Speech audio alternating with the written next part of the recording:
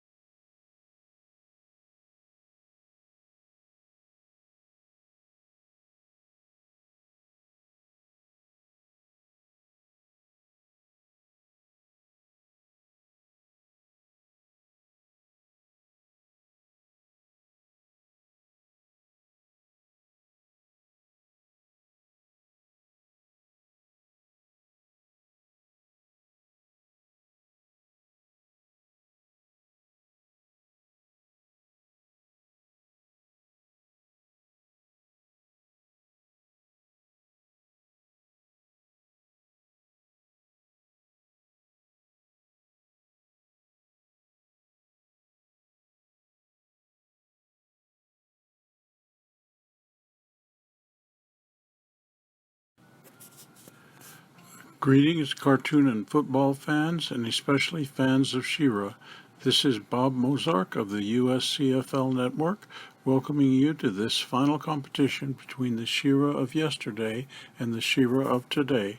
For 13 weeks, and for the final time, we are pitting one episode of the new series in chronological order against one episode of the original series, chosen at random. We invite you on YouTube to weigh in with your comments and scores. We are using the same scoring system as in football, from 0, 2, 3, 6, 7, or 8 points. The selections for the original series will not be compared to the new series in terms of similarity, except for one case, and no episode featuring He-Man will be shown. The original She-Ra will go first in the odd number rounds, and the new She-Ra in the even number rounds. In a stunning turn of events, after 4 runs, the score is now 24-22 in favor of the new She-Ra. After we take a commercial break, we will begin round 5 of season 5 of the She-Ra Showdown.